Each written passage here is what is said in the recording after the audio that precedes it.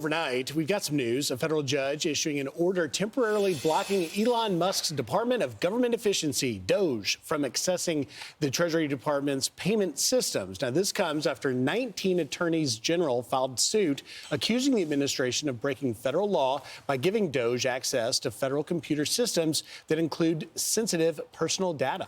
And another judge is temporarily blocking President Trump's order planned to place more than 2,000 USAID workers on leave.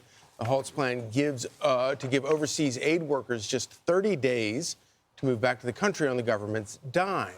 The judge claims it would have exposed workers and their families to unwarranted risk and expense.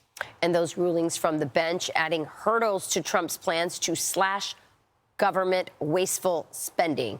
But despite the block on actions to scale back USAID, crews have already taken down signage from the agency's D.C. headquarters. You gotta just love all this. Let's just talk about this, Charlie. From your both of you guys are actually D.C. guys. I know you're a rural guy, but you're a D.C. guy in a lot of ways. You know what's going on. Just how absolutely explosive it's insane. And revolutionary is what we have seen in the last Griff and I were just talking about it a minute ago off camera.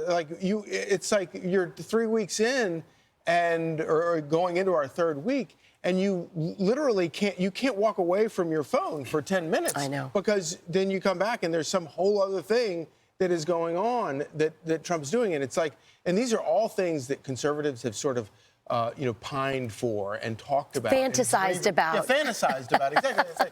And then Trump is just, doing it all. And doing it all, every 3 times in a day. Like a Tuesday, we're going to shut down this, we're going to shut down this, and we're going to shut down this. I do think it's interesting, though, that, you've got these legal challenges. And, do the courts really want to get involved in the particulars of how the head of the executive branch wants to curtail spending and be a better guard of taxpayer dollars? I think it's a pretty short runway for justice on that. It's interesting from that legal angle that you're talking about, and do the courts want to get involved? On a more basic level, it's putting Democrats in a terrible position where they're defending USAID and transgender operas in foreign countries and just all this crazy stuff they're uncovering. And there's more to come. I mean, DOGE has only reached a few agencies. I heard I've got some sources. They just arrived at transportation. Who knows what they'll uncover there? I had a good source there. Amazing sources. It's one after and another, and we're just going to keep seeing this. And how do the Democrats defend this? Because it's not popular. So this is such an important point. And for the conservative movement, I started in talk radio in the 90s, producing Ollie North's radio show when Sean Hannity was taken off, when Rush Limbaugh was the king. Back to Rush Limbaugh days in the 90s, conservatives have been talking about overbloated bureaucratic government and how it does not serve the American people. And to Charlie's point, here we are 30 years later, and Trump said, I'm taking a wrecking ball to it. Yeah. And it's actually happening. Yeah. And it's really remarkable.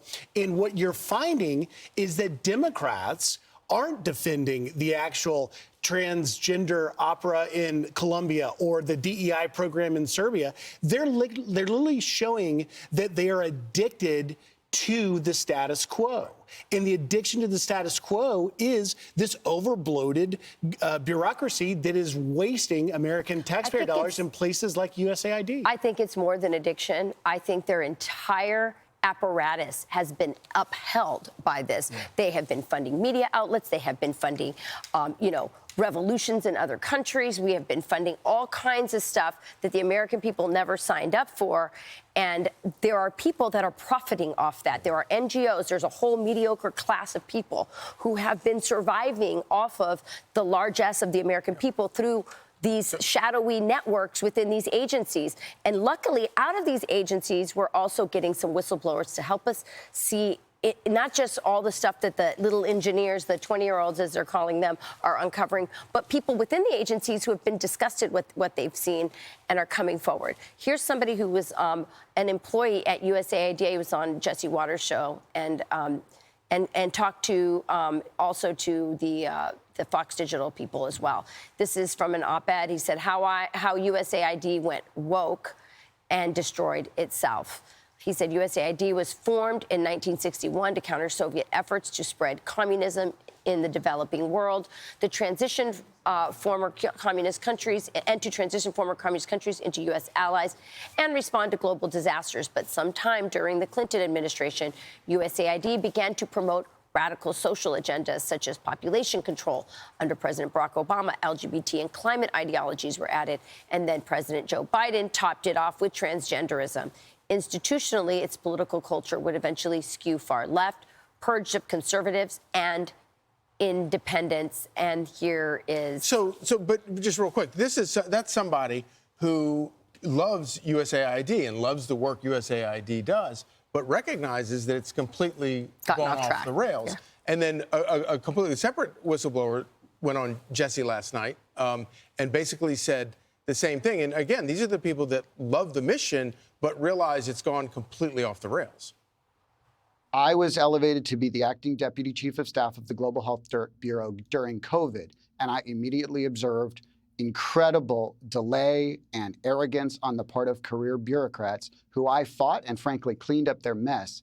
And instead of being appreciative that we avoided an embarrassment, I was retaliated against. I had to sue them under the Whistleblower Protection Act, which is detailed in my op-ed. And then they proceeded to botch 10 times more money. I should add, this was under the career bureaucrats. There were political appointees like our recent assistant administrator, Atul Gawande, who did a good job of streamlining bureaucracy. And that's where there are important programs that I'm concerned are going to be thrown out with a bureaucracy that has grown over 6 decades without enough accountability. There have been efforts to reform it, not successful. And so I hope that this can be an act of creative destruction, which is a good thing, instead of just total destruction, which would be the concern of overreach.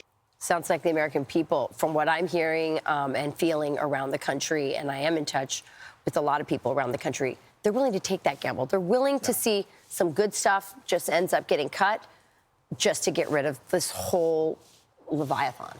Yeah, and look, you know, both President Trump and Elon Musk and others have said, you look at things like PEPFAR and combating AIDS in Africa, you know, important things aren't going to die here.